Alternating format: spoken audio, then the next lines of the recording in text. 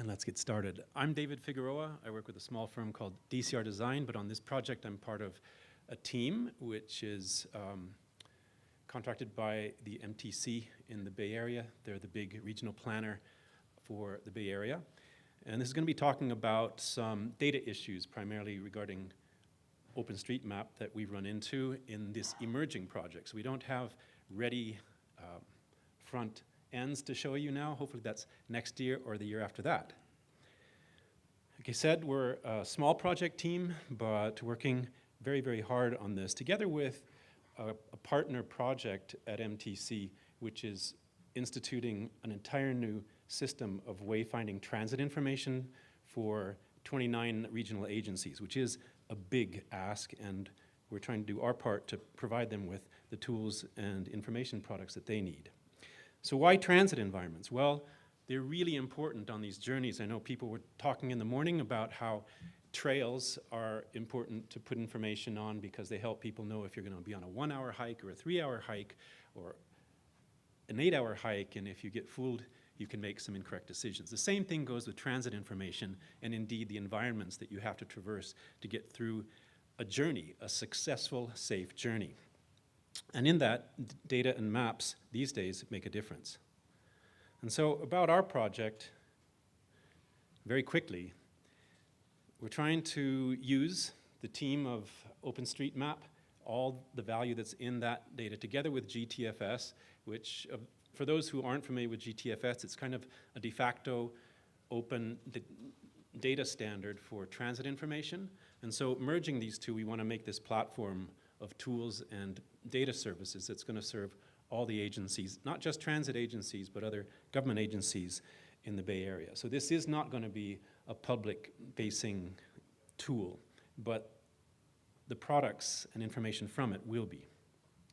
And so just at a very, very high level, there's ourselves, the RDMS team, some third-party contributors, and then, of course, staff, together combining the, let's say, these primary data sources into a system based around user needs and agency needs, and then supporting the users of the system towards the outputs that they need. And so, again, just honing in on one of the users, this transit wayfinding system, we'll be providing them with data products as well as mapping outputs. Chief among them are going to be very large-scale maps where a lot of detail is being shown, and that's where we're leveraging the best that's in OpenStreetMap and learning what's there that we can already use and some things that might not be there that we're going to need to figure out. And so just very quickly, for operators of the system, they'll be choosing places such as transit stations, applying some standards that another team is developing for how these should all look, and then going through some automated procedures to get outputs that are going to then go out to the public in the form of extremely useful maps at stations and stops. And so some of the data issues that we've run into so far is that there's not a lot of support for what we're calling streetscape details. These are hard edges along streets, sidewalks, and other places which tell people where they should walk or where they're able to walk safely. That's a big issue if you're creating large-scale information. So we've looked at a few tools that are out there that sometimes are using algorithms to use OpenStreetMap to then create hard edges that we then export. There is some value in that, but there's also some value that we're learning if we're going to look at sources such as LiDAR and other raster imagery, which we can do either some form of automated extraction or maybe even some manual extraction. Chief among the issues is that we'll be creating geometry that OpenStreetMap really doesn't support and might not even want, and so we might have to manage that.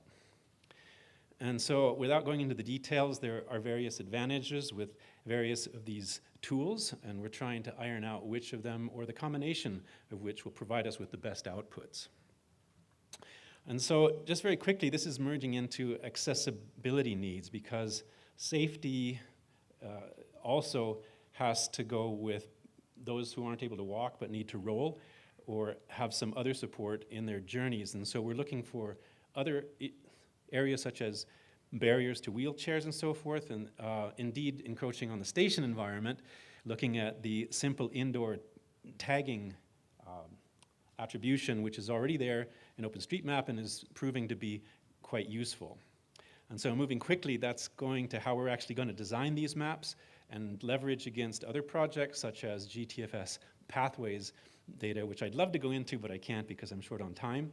And just lastly, a little shout out for OpenStreetMap ways, in that GTFS is notoriously troublesome when it comes to the geometry creating, so we're starting to use OpenStreetMap to actually move the transit segments into something that's much more attractive.